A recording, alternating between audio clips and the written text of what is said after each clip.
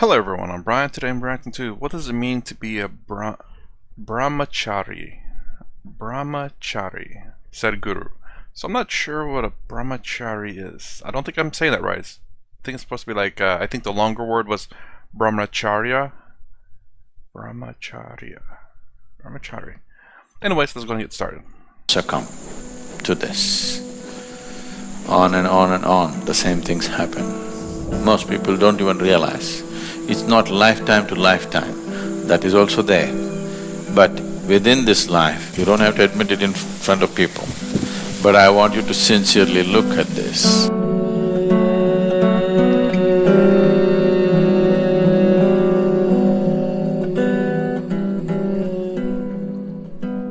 Namaskaram Sadhguru.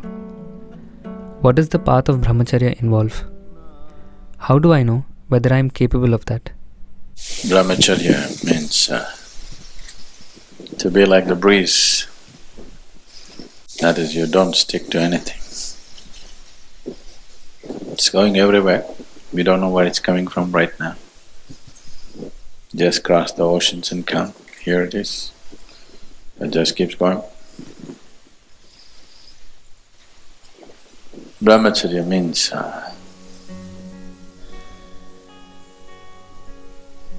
simply just being life,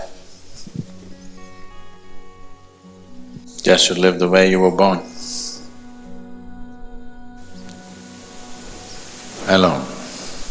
Even if your mother happened to bear twins, you still were born alone. A very close association with the divine. Just to live like that. Brahmacharya is not a great step. Just to exist as life is. Marriage is a great step. You're trying to do something very big. At least people believe so. Brahmacharya means you did nothing. You allowed your life to happen, just the Creator made you. You don't make anything out of it. To be on the path of Brahman or the Creator, just to be His way, not your way. Marriage, you get married thinking it's going to be your way, but it's going to be somebody else's way.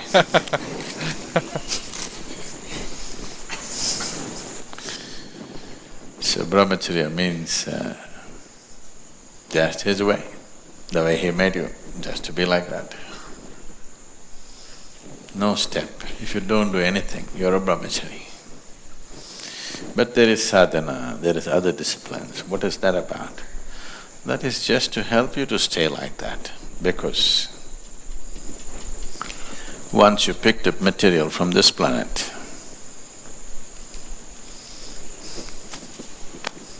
once you pick up substance from this planet, the qualities of this planet will enter you and try to rule you. One basic quality of once you pick up earth is, there is something called as inertia.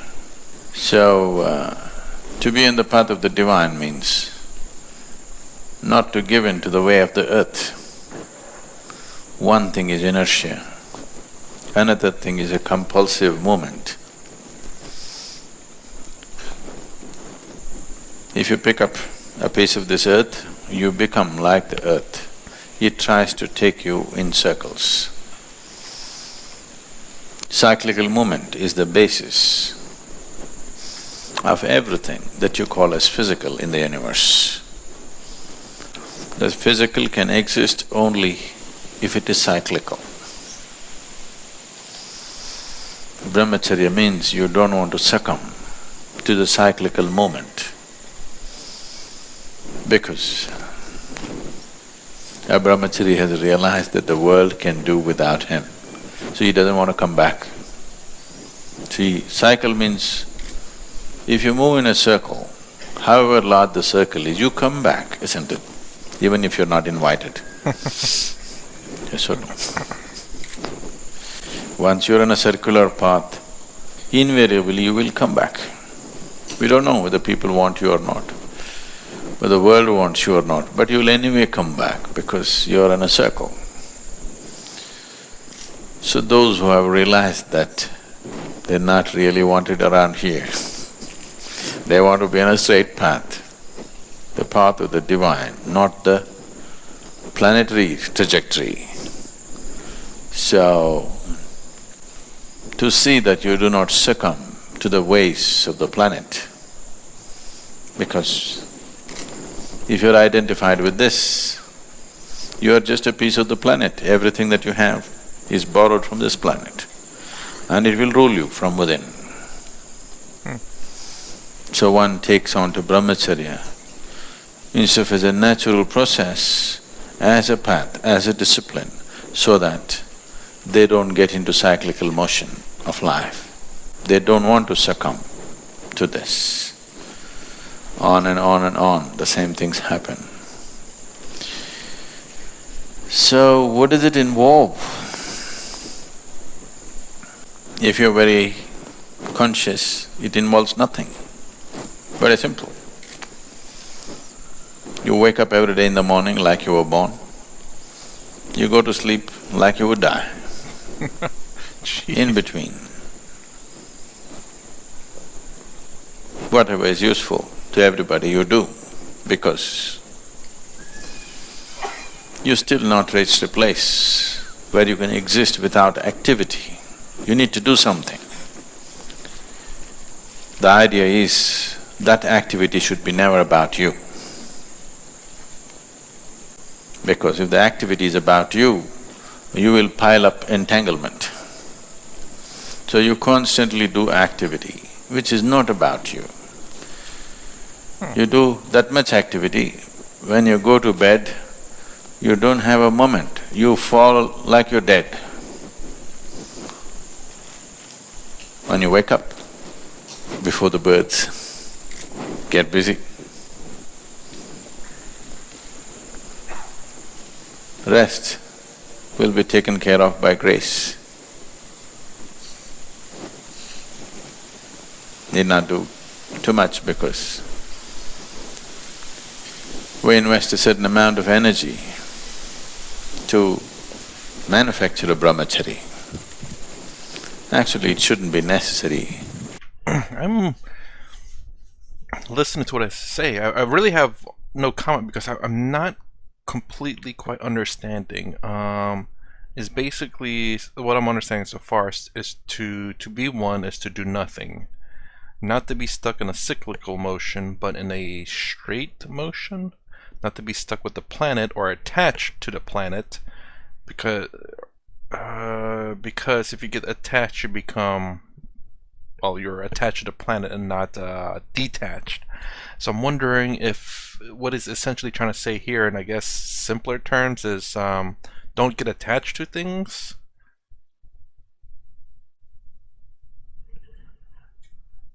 I wonder, let me know if this is something that could be similar to what it's saying. So you have this object up here, you want to get it. You work, you basically you're working to get back to the thing. So you have to do your job, you have to clean the car, you have to clean the house, you have to do your job. Then once you have enough money, you can buy your thing. Cyclical in some sense, maybe? Like it goes from something that you want to you have to do some other things to go back to what you want.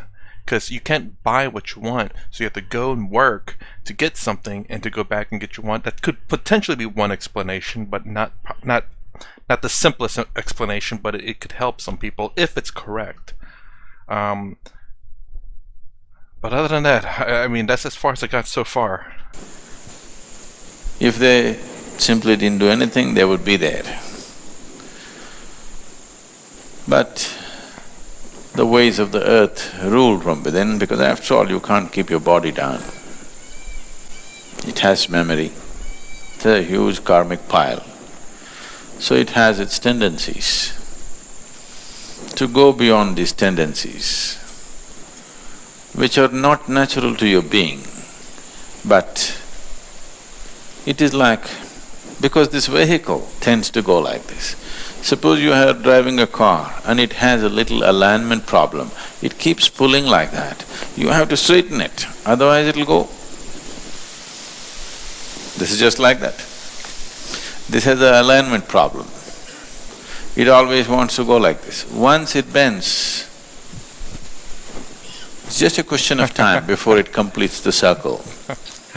But because it is taking a certain period of time, and one's awareness is not in any great place, every time you pass the same spot, it looks like a new place.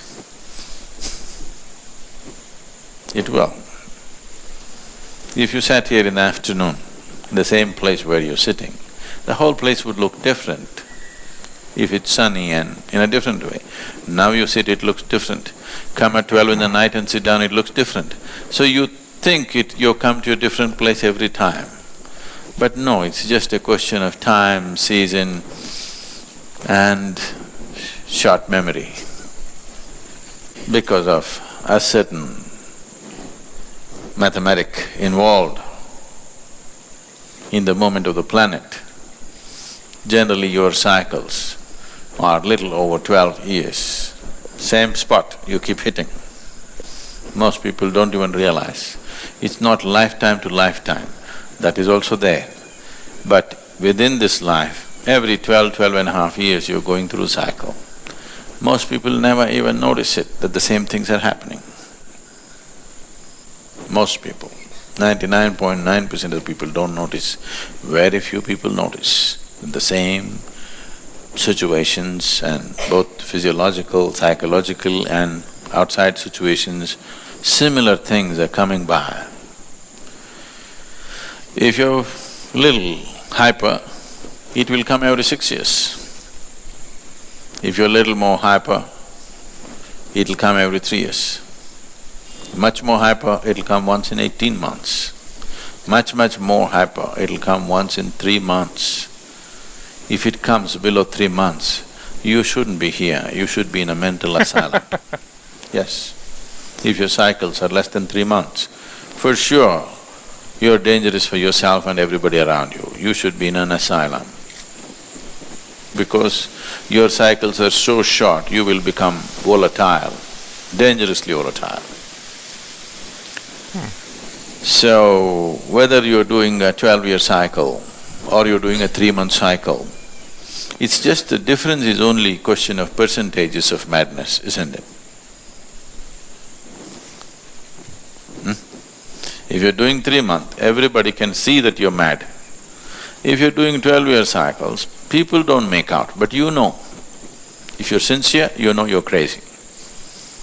If you're straight with yourself, you clearly know you're crazy. Only thing is, because it's 12.5 years or so, you can fool the world that you're okay. If I want you to, all of you to look at this. Sincerely look at yourself. Don't worry about the social impact. You don't have to admit it to anybody. Okay? Within yourself, aren't you quite insane? Don't have to say anything. You don't have to admit it in front of people. But I want you to sincerely look at this. If you're sincere and straight about yourself, you know you're quite off. If you've admitted this to yourself, you want to fix it. But you have become so much of a social being, how you are doesn't matter, how you look is all that matters to you. Then you can go on. Well, I will say that, I don't think I'm insane, but I think we're all a little crazy. I do believe in that. And crazy is relative to one another. But yeah, I mean, a little crazy isn't bad. It makes life not boring. Again, I'm still not quite understanding the cycles one. I probably should watch this again after the fact, but let me know if you understand what he's talking about here. And again, what was the thing that I decided not to say and waited until a little bit later on so I don't talk too much? Nope, can't remember it. Should have said it at the time. But, yep. Alright, let's, I guess, finish up this video. Let's see. Many lifetimes you can go on. How you are matters to you. Your being has become has become very important for you, not what somebody thinks about you. It is not another person's opinion which is crafting your life, it is the nature of your being. If that happens, you will naturally be on the path of the divine. You will want to be there, there is no other way. So is he talking about, at least in that point, not having the world itself being, let's get out that bright white screen, not having the world and anything in the world influence you in some way?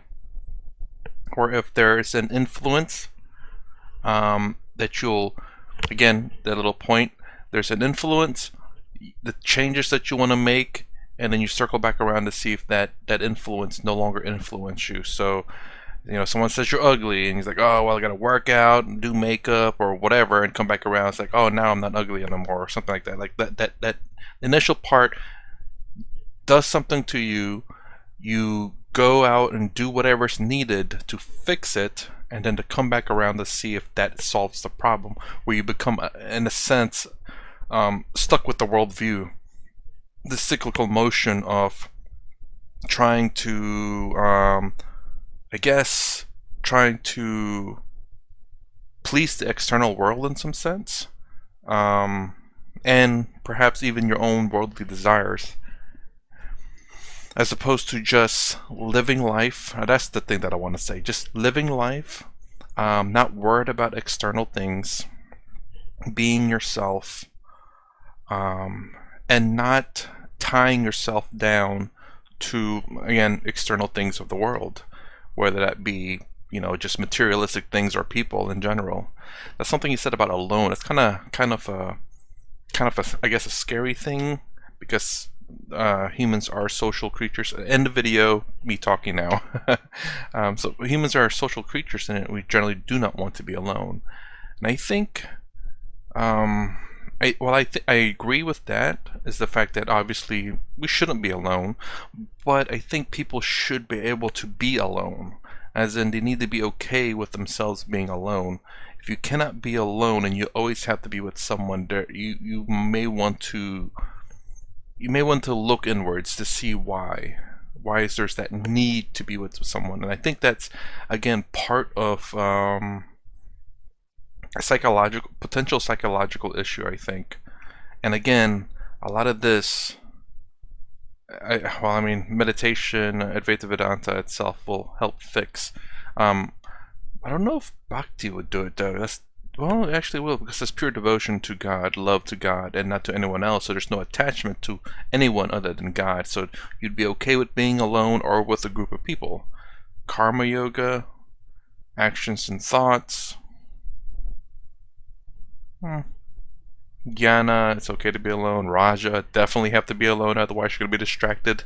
Like Swami Sarvapriyananda's story about I believe he had a big speech and he sends off the kids and his wife was next door, and he gets like, oh, hungry, let me eat. Coffee, let me go drink. Too hot, let me turn on the fan. Everything was bothering him. And then his wife just, accidentally makes a little bit of a noise. He goes out there, it's like, you're being a little too noisy. But yeah, so let me know how you understood this. I think I got it. I'm not too sure. But yeah, I mean, again, I see the pieces.